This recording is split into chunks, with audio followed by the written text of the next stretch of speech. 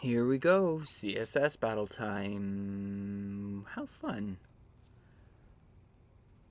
Okay. Okay.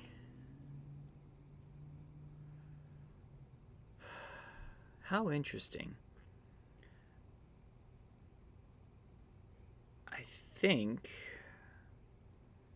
what we have here.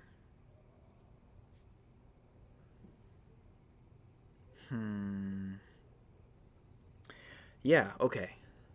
So I'm trying to decide whether I want to do box shadows or borders. Because a box shadow, it's real easy to get the unidirectional expansion. A border, you have to say either mask it with something, have it overflow outside of something so the bottom border is hidden, or have it, um, you just have to do a lot with the borders to get this bottom area to not show. Box shadow though, you just say, hey, my offset is negative y, right? So, I mean, this whole set of squares could be its own thing. And then we have one more right here with another box shadow. Now, I should be able to repeat. Now, if I'm doing box shadow, unless I have three elements with one box shadow, I could do that. Because each one would just have that blue box shadow up and shifted. I mean, and even this box shadow here could be a shrunk down version of this, because I could have this extend down, have it sized so that that could work. So it's like bigger than it appears here because I have such a big. But if I have to do that big of a y offset, it won't work. If it's bigger here, this box shadow will extend down lower, and that won't work. Okay, three elements, one box shadow, a body, and two paragraphs, and then we're just changing the padding on them or the sizing, because this one has to be, well, that one has to be the last element. So yeah, that one would be, this one would be the bottom, then this one, and then that one. These two could be interchanged, really. Let me just change the padding. Okay. All right. Here's what we're gonna do. Get rid of this. Get rid of all our gobbledygook here. We don't need any of that. We are going to not select the HTML this time. I am actually going to just style the body, even though I'm going to use the star selector, because I want everything to have this styling. We don't have to do a background on it. Yeah, it's the same background on everything. The HTML shouldn't get the box shadow because it's taking full width, so any box shadow should disappear. So I don't think we'll have a problem with it, right? And then what we're going to do is the body is going to have a margin. Let's just throw a margin of 50 on it. We'll see it when the box shadow comes in. So box shadow, 20 pixels. And actually, no. I started doing it like a border. Negative 20 pixels, right? Up, 0. Oh, it's left, right first. I forget. It's reversed. Negative 20. And that's actually really good because, we're going to have to do a blur and an expansion. 0 and 20 pixels.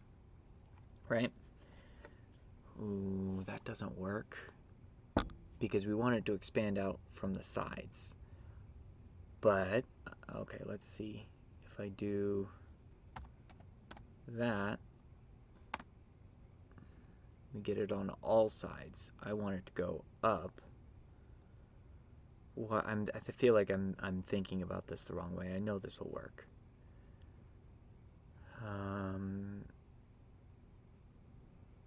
sides to be the same. So the radius, the expansion radius that you put on it here, it goes in all directions.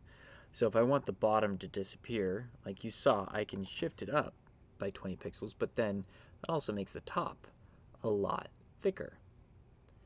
And so if I shift it up by 10, well, we still don't get the thickness we need.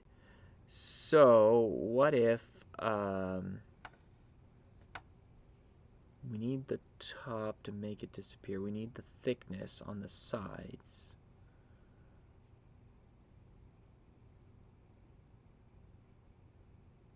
I could do an inset box shadow.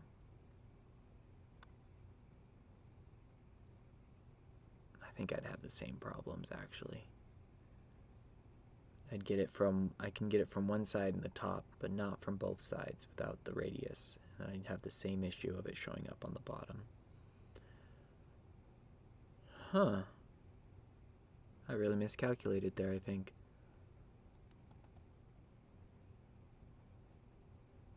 So if I move it up, it doubles in size on the top to erase the bottom. And that's all well and good. Oh, we are seeing the HTML because the HTML is getting margin as well. Lovely. Okay, so miscalculated on all accounts. I think if I change this to and there we go. That's how I select just the body.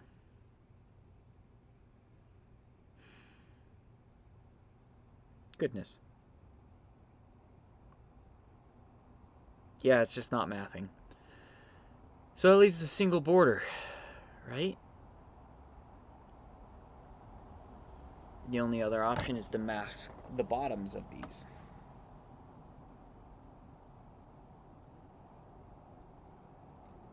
So that doesn't work. That doesn't work because of the layers that we have. What's the other option? The other option...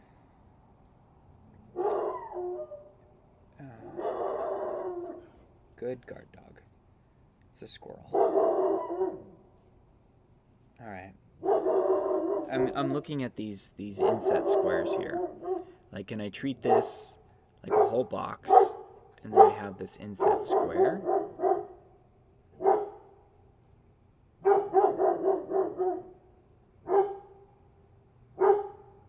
I think we just need to do borders. We're just going to do borders, and we're going to remove border bottom. I guess it's come down to that. Border. 20 pixels, solid, and we're going blue. There we go. Alright, our body was going to be...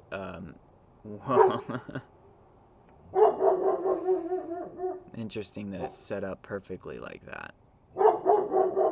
Can I take advantage of that? I don't think so. Alright, let's get the... Well, we know the bottom is going to be 50. The top's going to be something like 80, and the sides are going to be, well, 50 as well. It's enough, Juno. You did it. Good dog. You're all done. Alright, let's pull off that border bottom.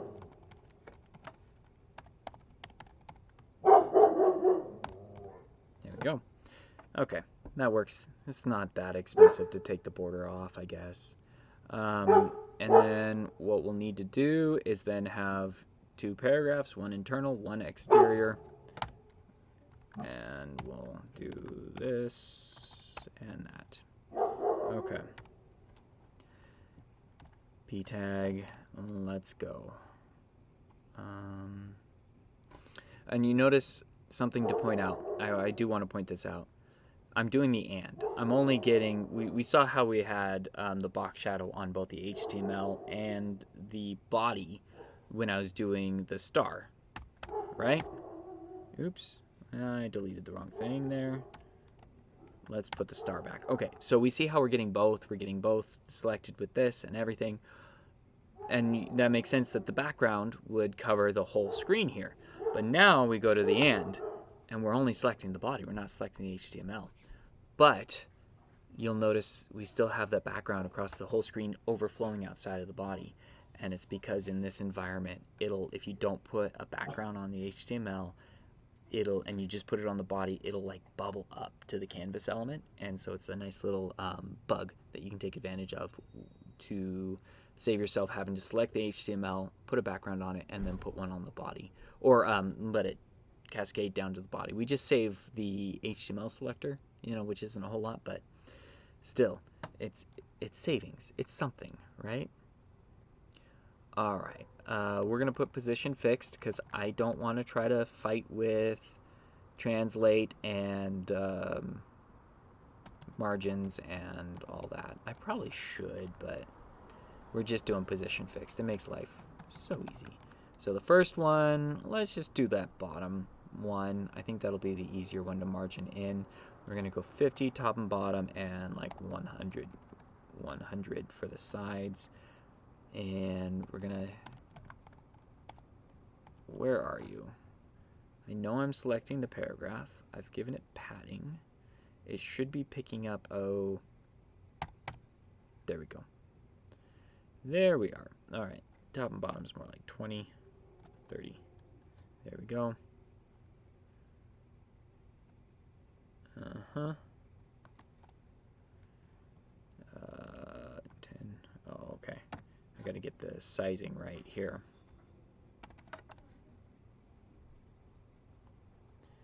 All right, okay, that looks pretty good. Let's walk it into place.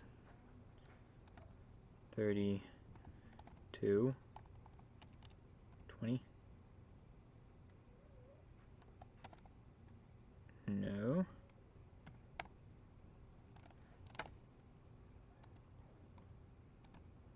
Interesting. Weird numbers, but we got there. Okay, now let's hope that our plus P, this is going to be even smaller. I wonder if I could just say scale. Is it a scale? No, it's not a scale. No, it's about the same height. So we're going to say padding is going to be 30, but it's only going to be like 60 wide. Okay, looks pretty good. And then we're going to margin it into place. We're going to have to go -50. Go more than that, 80, 90. Okay, like weird 88 kind of thing, but let's get it over here. 32. Okay, make it wider. There we are, and weird numbers, 88, and we're all golden. So what's happening is the block is blocking the body's upper border here. It's just masking it, but then it looks like it's all contiguous because the same color is meshing. Let's hit submit. I think we're good. I think we did it. The dog is still barking. I wonder if she's barking at me because I'm up here. She probably is. She's only 7 months old. She's loud though. Alright, let's see. Minify this. And 168. That's something. Still haven't looked into the other elements that are more useful, or not more useful, but that all the top solutions are using. The details list elements, those are kind of cool. And I just realized that you can actually look at the top solutions here. So like, look, they're using images. And on this one, 2 images, I used 2 paragraph tags, but they were able to get a better solution. How many? 146 on that? Like, okay, it loaded up. Let's see. Right. So star space star. That's clever. I wonder how. What would that select? What does the space do again? It's so funny. I do the sibling selectors all the time, but I know, and then I'm blinking on space. All right. font 8% A. So this is that shortcut. Let's see, where did they use relative units in here? The box shadow, 8M. Box shadow. Huh. Is that how...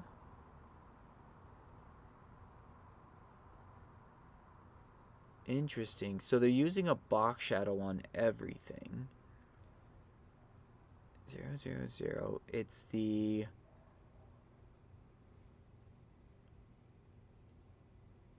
Huh. These really are interesting to parse through. So what's happening is that 8M box shadow, it should be pretty huge. Like normally it's typically like 8 times 16 pixels. So whatever that is in pixels is your number, which is like a huge number. So what, and then doing 8%, now it's 8% of 16, which is going to be like 2 or 3 pixels or whatever. And then the A is just the font name, so that you don't have to say font size. You have to give the 2 parameters there for font to work. But margin, this is interesting.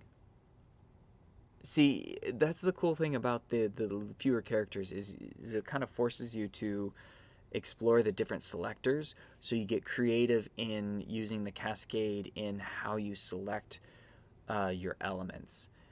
And that right there, I think having selector game is a CSS superpower. And why am I blanking on what the space means? It means it's not, you have the comma and then you have this. You have them when they're right next to each other, and then you have the space. I don't often use the space. Yeah, I'm blanking. I'm going to look that up right now. I'm literally going to look that up again. You know how often I look up CSS selectors? Pretty often. But this is cool. So he has a huge box shadow. I bet it's just going off screen for the box shadow. Or that is how... That's what he's doing. Okay, so he put a massive box shadow on his body, right?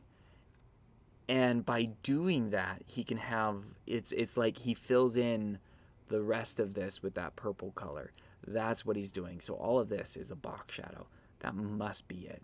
Because nowhere does he declare this as a background. And I did that. I had to declare this as my HTML background, and this is my body background. And then, I went to it. But instead, he has a massive box shadow at 8M. And then here he shrinks it for his 2 image tags, right? They have all of this styling, except they get some wild and funky margin put on them. Is that just the body? No, that's got to be these guys, and then they get that little box shadow to make these borders, and I used a border on mine. So that's what this margin must be doing. Yeah, 160. Weird. Oh, it is selecting the body as well. So what happens if we change this margin? Interesting. You'd think this margin would... Yeah, buddy, this is some fun stuff right here. Okay, cool. It's fun to look at the top solution sometimes and get some inspiration and learn some new tricks. I need to use this M trick more often because that's a clever way. I've used border before to fill in the background like that, but it has its issues because you have to undo the border. But here, he wanted the box shadow anyway, so he's able to just change the size by using M. So that's a good one to learn, to know. All right, I've rambled enough. I've spent enough time on this. Cool stuff. CSS battles, a lot of fun things. I can't remember something really basic, but what's new? Have a good night. See you guys.